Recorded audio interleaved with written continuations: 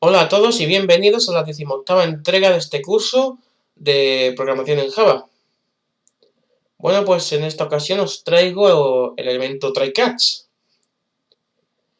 El elemento try-catch es una forma de controlar los datos que introducimos por teclado a la aplicación. Anteriormente hemos visto otra forma de controlar los datos, que es el if-else, y esa forma solo servía para controlar los datos que iban cambiando o que necesitaba igualarse de la aplicación, ¿no?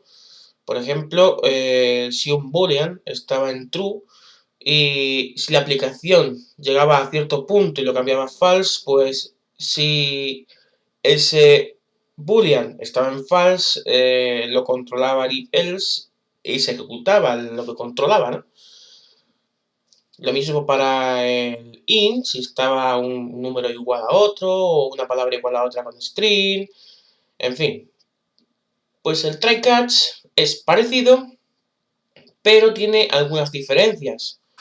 Por ejemplo, si estamos viendo el try,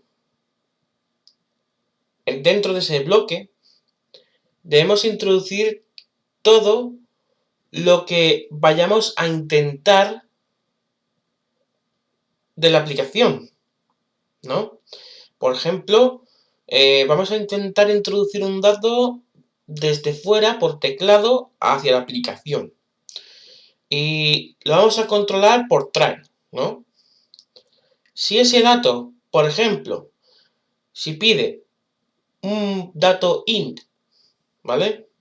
Y le introducimos un dato string, por ejemplo, a un valor int le introducimos una letra, automáticamente nos da un error exception, ¿vale?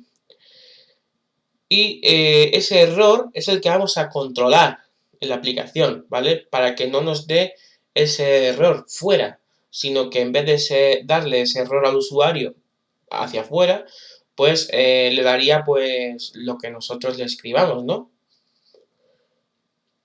Para eso es el catch, ¿no? Si en el try hemos intentado eso y a ese valor int le hemos introducido una letra, entonces nos saltará automáticamente el catch, que sería la excepción del error y nos cachea el error. Por lo cual saltará todo lo que tenga dentro del bloque del catch, ¿de acuerdo? Dentro del bloque del catch lo que normalmente se pone es lo que mostramos al usuario hacia afuera para que lo vea, ¿no? El tipo de error. Mientras que si en el try a ese valor int introducimos un número, pues la aplicación se ejecuta normalmente porque ha introducido un dato verdadero. Y entonces lo ha cogido, lo ha procesado y no ha habido ningún tipo de error, ¿no? Pues para ello, dentro del catch, usaremos la palabra exception para coger esos errores. Bien, pues una vez dicho esto, vamos a pasar a la práctica. Bueno, pues ya estamos en NetBeans. Voy a usar el proyecto del vídeo anterior. Vemos aquí la clase coche. La clase interface estado coche. La clase salario abstracta. Y la clase main.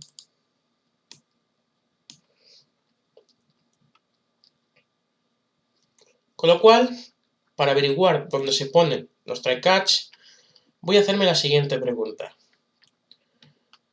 ¿Dónde se controlan los datos? Obviamente, se controlan en el main, ya sea los datos de entrada y los datos de salida. Entonces, voy a usar el try-catch aquí. Con lo cual, cerraremos las demás clases. Bien. ¿Dónde pondremos el try-catch? Pues, como hemos dicho, primero en la introducción de datos. ¿Dónde se recogen los datos? En el for. Entonces aquí vamos a poner el try-catch, pero yo no voy a usar el for entero. Yo voy a usar simplemente los datos que se introducen. Entonces, ¿dónde se introducen primero? Aquí. Con lo cual vamos a poner un try. Abrimos llave y aquí abajo simplemente vamos a recoger lo que se introduce, pues cerramos la llave y vamos a poner el catch. Paréntesis y ponemos la palabra exception. Y la variable, en este caso voy a poner e. Abrimos, cerramos llaves. ¿De acuerdo? Ya tendríamos el try catch. Entonces, ¿por qué nos da este error? Porque nos está diciendo, si pasamos encima del ratón, que la variable código, motor, ruedas, color y marca no están inicializadas. Con lo cual está el programa como hablando, diciéndole al que se lo está programando, oye, si el usuario no introduce por teclado bien los datos, no es nuestro problema. Inicianos las variables y vamos a crear el objeto en blanco, aunque sea, ¿no? Y el programador debe decirle, no, yo no quiero que hagas eso. Yo quiero que si el usuario introduce mal por teclado los datos, el objeto no se cree. Con lo cual, para hacerle decir eso al programa, vamos a cortar esto. Vamos a ponerlo dentro del try. Ahí está. Ya no tenemos el error. ¿Vale? Ya se arregló. Con lo cual, ahora mismo le estamos diciendo que las variables ya están inicializadas por la clase scanner y por los datos que le introduce el usuario a las variables, que son código, motor, ruedas, color y marca. Entonces, como ya están inicializadas, no hay ningún problema, ¿vale? Y si introducen bien el usuario por teclado, pues va a crear el objeto. Si no introduce bien los datos el usuario por teclado, no crea el objeto. Con lo cual, vamos a ejecutarlo, a ver qué pasa. Introduce el código del coche. El código del coche hemos visto que la variable es int. Vamos a poner, en vez de un número, vamos a poner una letra. Por ejemplo, la A. No nos dice nada. ¿Por qué? Porque dentro del catch hemos dicho que vamos a decirle que nos muestre ese error, ¿no? Porque aquí no nos muestra nada, ¿no? El objeto no se crea, pero no nos muestra el tipo de error. Entonces le vamos a decir al usuario el tipo de error. System.err, en este caso error porque es un error. El EU siempre lo usamos para mostrar al usuario cosas que dice el programa o que va a usar el programa para que las vaya actualizando el usuario, para informar al usuario y demás. Bueno, pues el error simplemente es para mostrar los errores que tiene el programa o que ha creado el usuario para el programa, ¿no? En este caso, error en la introducción de datos. Con lo cual, si ejecutamos otra vez y ponemos una letra en el código, nos dice lo correcto, que el error es la introducción de datos porque ha creado una introducción mal hecha. En vez de in, ha creado una A, que es una letra. ¿Por qué no lo dice dos veces? Porque, como hemos dicho en los vídeos anteriores, el for está creado para que se repita dos veces. ¿Por qué? Porque el array es un total de 2, el tamaño del array. Con lo cual, lo repite dos veces.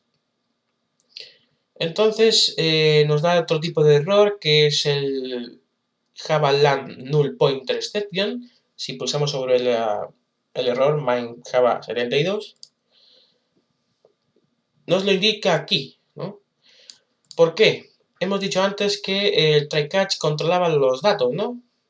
Ya sea que introduzca al usuario por teclado o que vaya a mostrarse al usuario. Con lo cual nos falta controlar este dato que es el de salida. Entonces vamos a hacer un try-catch, ¿vale? Dentro de este for, porque el for entero no lo voy a controlar. Simplemente voy a controlar los datos hacia afuera. Entonces, try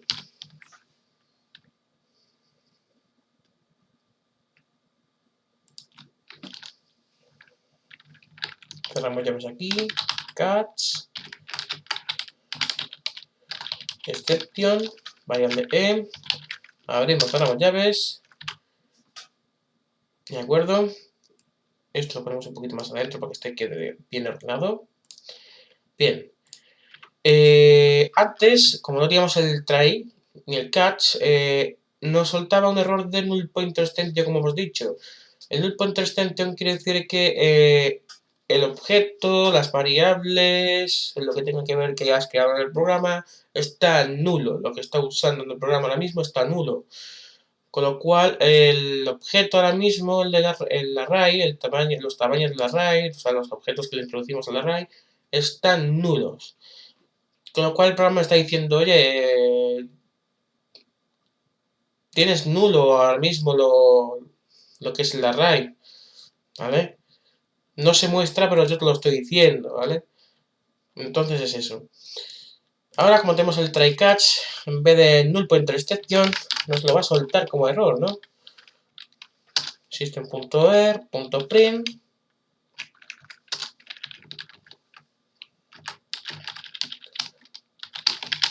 error en la salida de datos. No se creó el objeto. Bueno, mejor dicho, no se crearon, que son dos.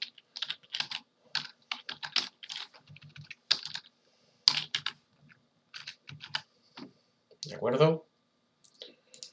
Entonces, guardamos y ahora si ejecutamos, al introducir una letra en el código del coche, como es un int, vamos a introducir una letra y ahí lo tenemos. Hemos cacheado el error de la letra y le estamos mostrando al usuario que ha introducido mal los datos.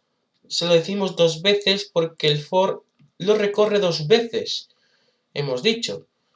Entonces, al recorrerlo dos veces, este for pues lo dice dos veces, ¿no? Cachamos intento de código, error de introducción de datos y lo volvemos a intentar otra vez en la introducción de datos, ¿no? Porque he introducido mal el primer código, con lo cual el otro no se puede ejecutar, que no es introducido bien en el primero. Bueno, y ahora, en la salida de datos, pues otra forma de ver el for, bueno, lo que está dentro del for, ¿no? En este caso lo hemos recorrido el for dos veces y aquí lo vamos a recorrer tantas veces pues tenga el array, que es igual, 2, ¿vale? Entonces, lo recorre dos veces, una, error de salida de datos, ¿por qué? Porque no se ha creado el objeto, con lo cual no se ha introducido bien el dato, que es la A. Y otra vez lo mismo, error de salida de datos porque no se crearon los objetos. Bien, pues hasta aquí el vídeo de hoy. Ya hemos aprendido a utilizar el try-catch para la controlación de datos, ya sea por entrada o por salida. Y bueno, pues nada. En los próximos vídeos veremos otra librería. Ya no es el código como hasta ahora. Vamos a ver la librería java.io, ¿vale? Quería explicar el try-catch porque se utiliza mucho en la entrada y salida de datos, porque en el Java.io se usa mucho la entrada y salida de datos hacia un archivo. Con lo cual tenía que explicar esto. Y pues lo dicho, en los próximos vídeos vamos a ver la librería java.io. Y pues nada más que decir. Un saludo a todos. Y lo que no sepáis, me lo escribís o me lo buscáis por Facebook o como ustedes queráis. lo dicho, hasta el próximo vídeo y hasta luego.